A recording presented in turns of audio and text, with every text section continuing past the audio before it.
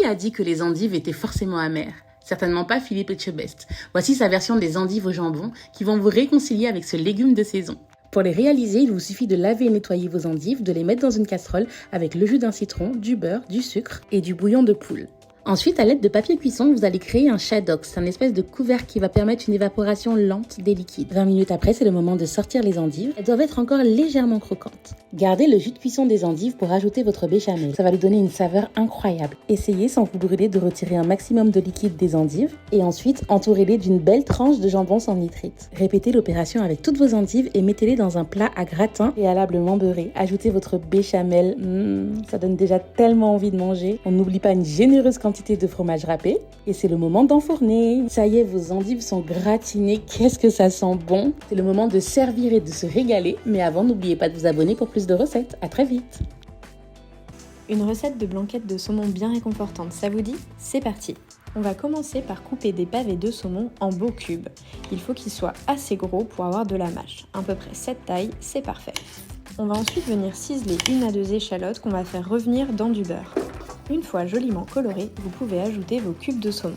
Vous allez pouvoir les faire cuire une petite dizaine de minutes à feu moyen pour qu'ils aient bien le temps de colorer sur toutes les faces. Vous n'aurez plus ensuite qu'à ajouter votre bouillon de poisson ou de légumes à votre convenance, ainsi que 2 belles cuillères de crème fraîche pour lier le tout. Laissez ensuite mijoter à feu doux pour que la sauce réduise. Salez, poivrez et vous pouvez déguster. Moi j'y ajoute quelques brins d'aneth pour la déco et le goût. Bon appétit!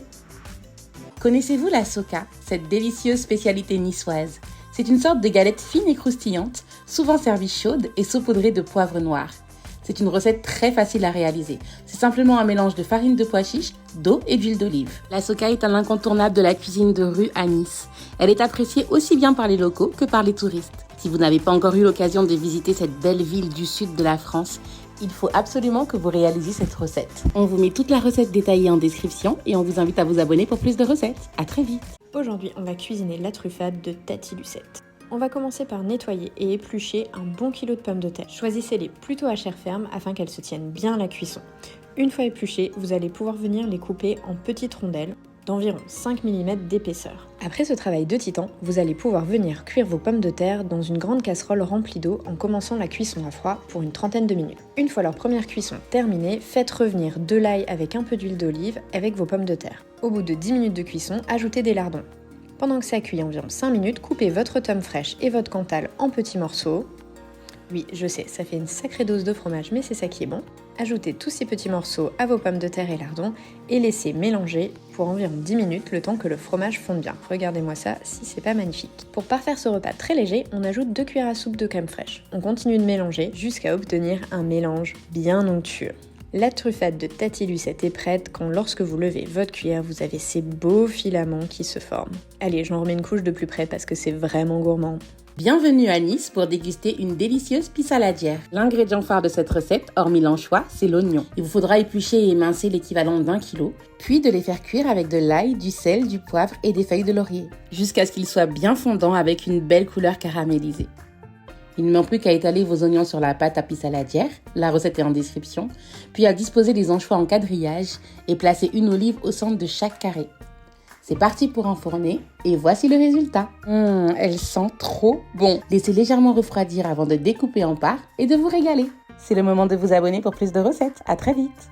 Les œufs mimosa, c'est vraiment ce petit plat réconfortant qui se fait en un tour de main et qui peut vraiment apporter un petit côté waouh à vos assiettes. Pour la recette de base, c'est très simple. Les œufs durs, c'est 10 minutes dans l'eau à partir du moment où celle-ci bout. Ensuite, on les passe sous l'eau froide, ou mieux, on les place dans un bol d'eau glacée pour les écailler. Ma technique, c'est de donner un petit coup sur la base de l'œuf et réussir à trouver la petite poche d'air pour retirer la coquille avec facilité. Vous pouvez ensuite les essuyer avec un torchon propre. Après, on les coupe en deux, on récupère le jaune, on peut même creuser un petit peu plus le blanc pour mettre plus de préparation à l'intérieur. Moi pour ça, j'utilise une petite cuillère parisienne, c'est très pratique, c'est la petite cuillère, vous savez, qui permet de faire des billes de melon notamment. La recette de base pour les œufs mimosa, c'est un mélange de mayonnaise et de jaune d'œuf. On garde une partie des jaunes d'œufs pour faire la préparation qui ira dans le blanc et l'autre pour les friter un petit peu sur le dessus de l'œuf mimosa. En plus de cette recette classique, j'ai choisi de vous proposer plusieurs variantes. Tarama et œufs de truite, tzatziki et aneth ou encore houmous et paprika.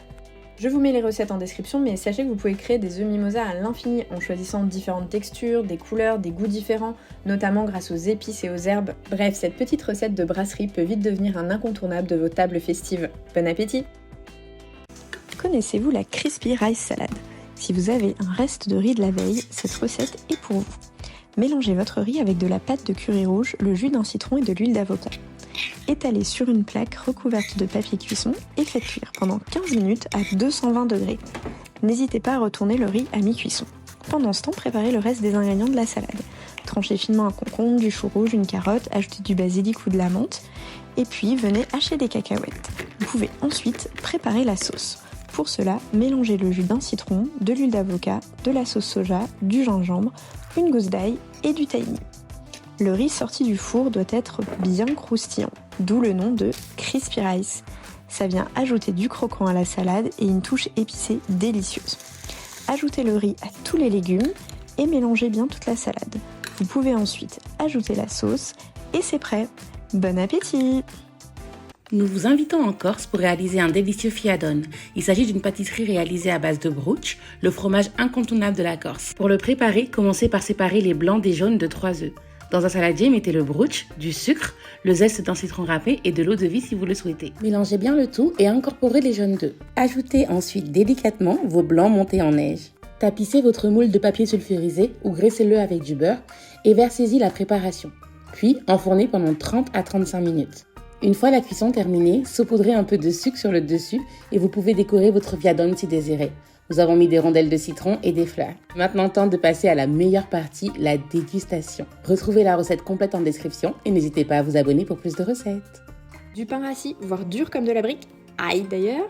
À part le classique pain perdu, on peut transformer ce pain dur en mode zéro gaspille en de délicieux cookies au chocolat. On commence par mixer ou broyer le pain. Ici, un blender sera votre meilleur ami. Dans un saladier, vous allez pouvoir mélanger des œufs et du sucre. Normalement, on dit jusqu'à ce que les œufs blanchissent, mais là, comme j'ai utilisé du sucre muscovado, c'est plutôt marron quoi. Ensuite, on va pouvoir venir ajouter du beurre mou, nos miettes de pain, un sachet de levure chimique et surtout, après, une fois qu'on a un peu mélangé, on va pouvoir venir mettre de grosses pépites de chocolat. On mélange bien pour qu'elles soient réparties correctement dans la pâte à cookies et ensuite on va pouvoir venir former des boules qu'on va placer sur une plaque de cuisson recouverte de papier sulfurisé. Vous pouvez utiliser pour ça une cuillère à glace, c'est encore ce qu'il y a de plus pratique. Ça part ensuite en cuisson une quinzaine de minutes, on laisse refroidir et c'est prêt. Bon appétit! Le melon en été c'est comme la pastèque, on peut en manger toute la journée. Regardez-moi cette couleur, c'est vraiment magnifique.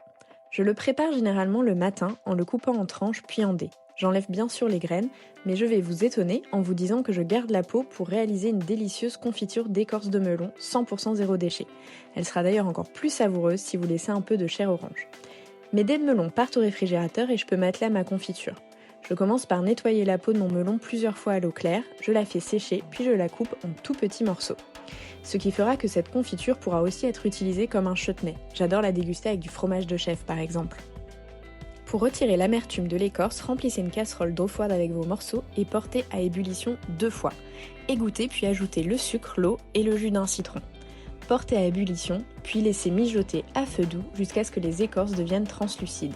Versez ensuite dans un pot stérilisé, retournez et laissez refroidir. Bon appétit!